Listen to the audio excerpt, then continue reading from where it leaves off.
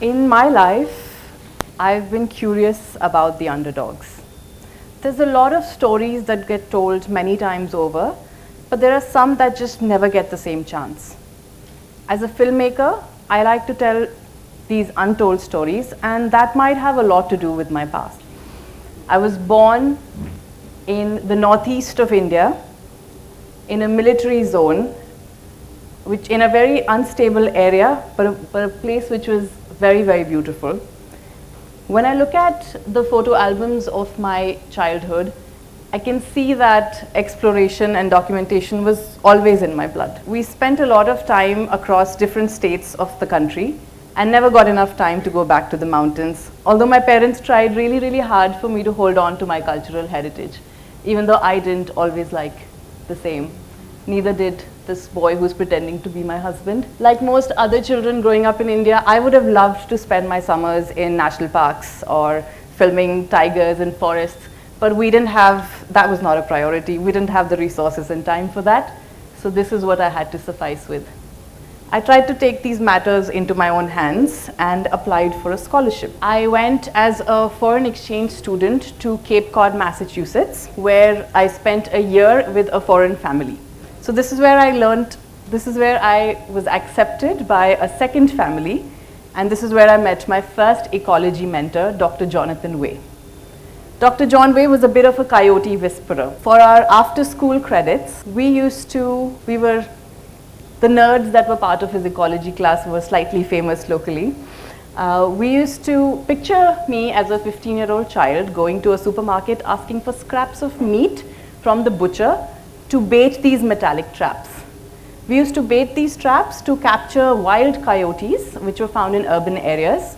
This was done to fit them with radio collars so that which would transmit a signal, so that we could follow the movement of these coyotes and also understand their feeding patterns. Dr. John was trying to make sure that humans and predators could live together more peacefully. And while other foreign exchange students in the US were dying to go to Disney World, I used my stipend and even had a car wash to raise some money to go to my first national park, which is also the world's first national park, Yellowstone. Here we got to watch the most iconic wolves of Yellowstone. And something about these mountains 100% reminded me of life back home. I was many, many miles away, but I knew we have these animals back in India, and I knew these stories had to be told. I came back to India mostly because I was too young to leave my family at 15 and start a new life. So after coming back, I thought of becoming a wildlife filmmaker, but that career didn't really exist, and nor does it exist that much right now in India either. But at that time, I was completely lost. I did not know what could take me to what I needed to study or where I needed to go to become a wildlife filmmaker. So I tried everything. I applied for everything from English literature to journalism to veterinary sciences, not really finding the perfect fit for myself. Eventually, I ended up in Delhi University's first women's college, where I studied media. That seemed like a good start because I remember we were filming coyotes for science, and that video evidence of any behavior was useful for science and was also useful when we showed it to the people who live with these coyotes to change their perceptions about them. So media was a good start. This picture is dating me a little bit. This is one of the first cameras I ever picked up, and we used DV cam tapes when these were being utilized. Luckily, I think in hindsight, picking up filmmaking and videography was a great idea, mostly because we were in this massive digital revolution. With a camera in hand, I was now able to witness the world more slowly. I was also able to go deeper into the natural world, and with the help of mentors like Rita Banerjee, I was able to become an observational storyteller. What this means is I could now ask much deeper questions. I could travel for stillness, and I could listen to people without any judgment. After many years of solo filmmaking, I was graced by the Yellow Border. I became one of the first filmmakers in India to get a National Geographic Explorers grant. which helped me, thank you, which helped me film this beautiful fancy chicken, this really beautiful bird. When I grew up, I only saw this in this form. The western tragopan is one of the most endangered pheasants of the world. There's less than 3,300 of them left in the wild, so they're as endangered as the national animal, the tiger. Very few people had ever even photographed this bird when I pitched to Nat Geo that I would film it. And filming is different from photography. It's not a fleeting image that you're capturing. You have to actually spend time with the animal. You have to get behavior. You have to get motion on video. And those things are really hard with an animal that doesn't like to be seen. So after 2 years of various expeditions in a forest which was steaming with black bears and leopards, I finally got a wild glimpse of the western tragopan. I was able to tell its story in a photograph which made it to the magazine. I was also able to make a short film which was seen by millions of people around the world. So my tiny Himalayan film from my home state got its first world stage.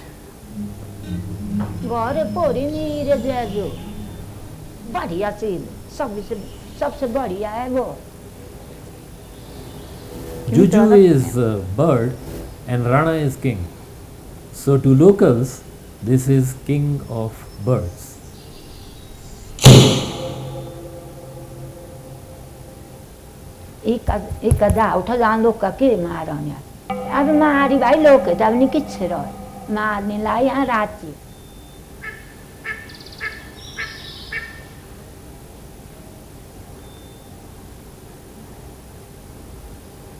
So after somewhat achieving the impossible that I had pitched to National Geographic, curiosity became my superpower. I had the confidence now that if I said I want to do this thing which no one's done before, I just might be able to do it. In 2019, I was invited by Akanksha Sood Singh, another incredible director in Delhi. I was given less than a week to uproot myself, join this TV show, and film 10 of the world's most endangered animals found in various habitats of India. This was quite an easy opportunity to say yes to. I jumped on board. The series won us 2 national awards for 2 of the unlikeliest animal superheroes, and these are bats and gharials. It was pure curiosity that took us to Meghalaya to meet Adora Thaba. She's a bat expert, and it feels like every time she enters a cave, she finds a new species, or she discovers a new species for India.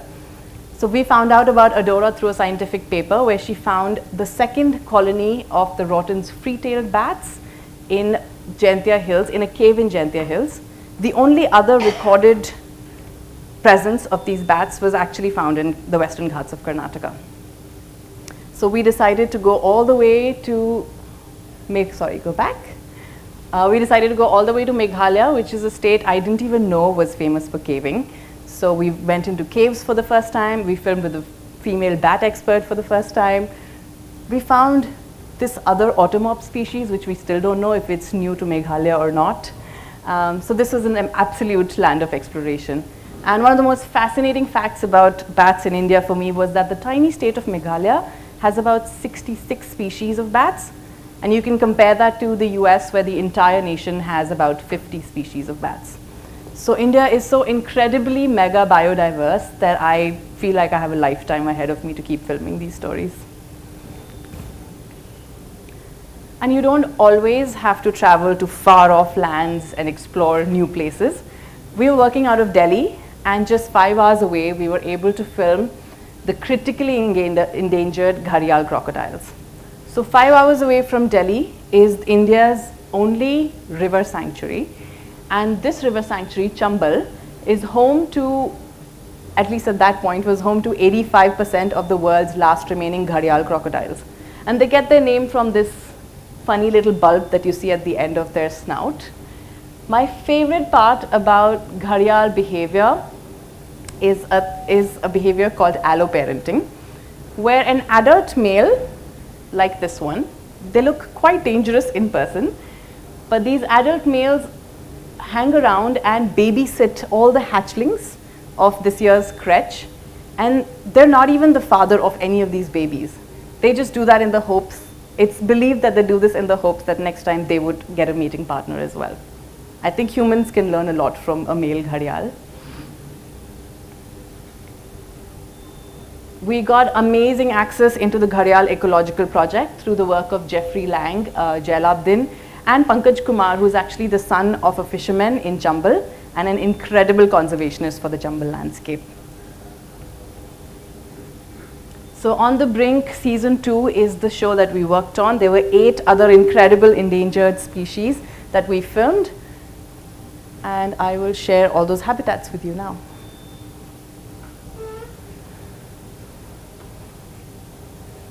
The video. In rugged mountains, across sweeping plains and wetlands, in thick forests, India's magnificent wildlife lives free.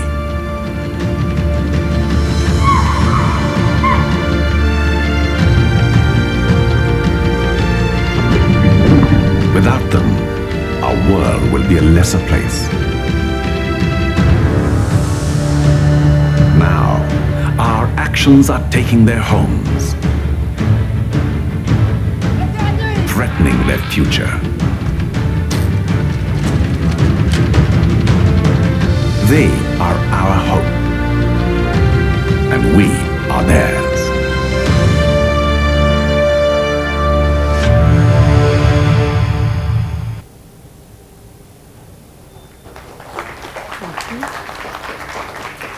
I was tasked with filming elephants for the elephant episode at the Jim Corbett National Park, and I think my life did come full circle when I was able to get a wild tiger hunting for the first time I ever saw it in the wild. And just as your wildlife filmmaking career is taking off, of course COVID hits and life stops for everybody. Nature does get a small chance to bounce back, but I could see that humans were suffering. And in all of this collective suffering, during this collective suffering and while I was at home in the Himalayas, I could see that there were certain people who changed their role overnight and were able to cope with this much better than others, and I sought hope in them and used them as my silver lining. There were a lot of women on the front lines who were out there every day making sure things were moving. Someone like Aditi Bajpai. I worked with a friend who's an environmental activist in the Himalayas, and overnight she shifted her role into becoming a human rights activist, making sure that any migrants who were working in Himachal at the time could make it out of there safely and in time.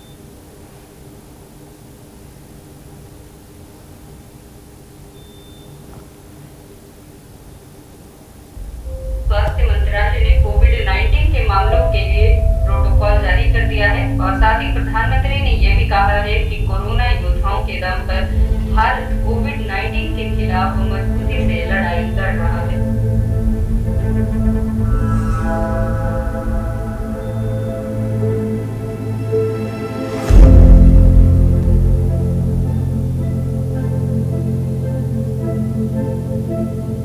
This lockdown was in certain ways based on an assumption that everybody has a safe, secure place.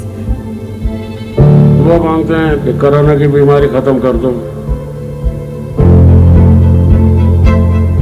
Who does a state like India consider as citizens? This pandemic has taken a lot of toll on everybody, including the health workers. Spreads like HIV, but it's free for all. It is a war. Everybody was from in and around this area. I had to lay them off.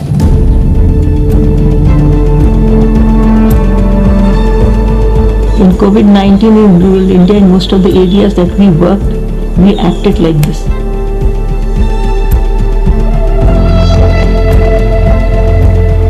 So our role was to coordinate within the bureaucracy and the people, and with the people. I think the most difficult thing at times is to keep things simple, and that's what we're trying to do.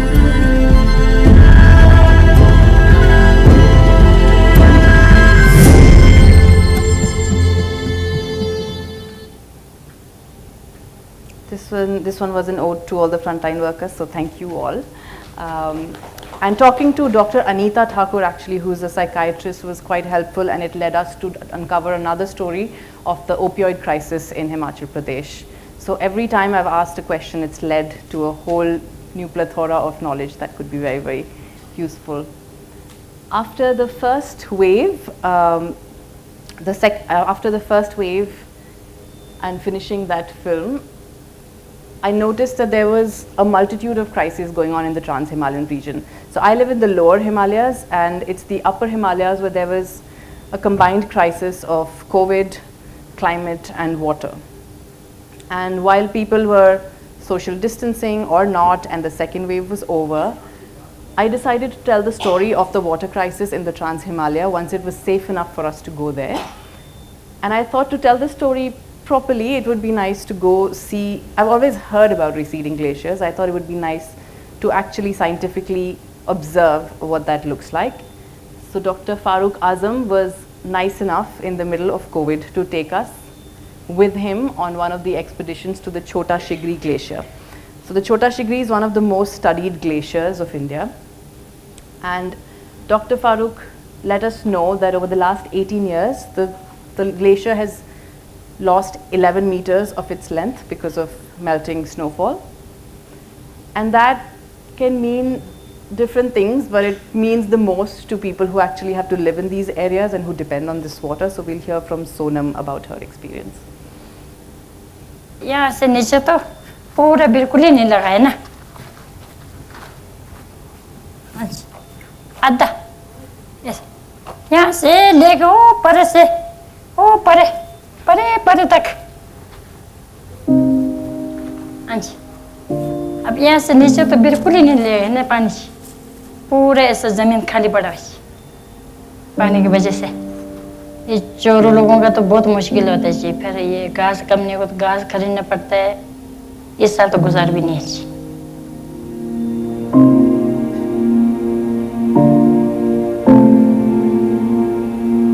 Her new family. Follow them as they face the mysteries, surprises, and dangers in one of the most challenging places on Earth.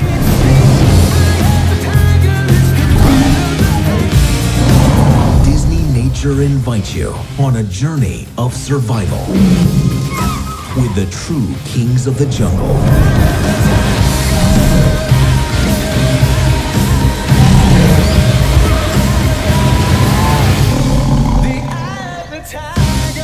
Disney Nature's Tiger, narrated by Priyanka Chopra Jonas. Available April 22nd on Disney+. So I did end up having my Disney experience after all. It wasn't Disneyland, but it's good enough. When I go to these places, I know it can seem like a lot of fun, but all I can come back is with stories. That's the only power that I have. But it's your lot that I'm envious of. You actually have the power to save people's lives. And people and animals in some of the remotest parts of the world are suffering right now. So in the end, I would just urge you to follow your own curiosities and perhaps go to these places. But while you're there, try to be a little more still and hopefully give back in a way that only you can. Thank you.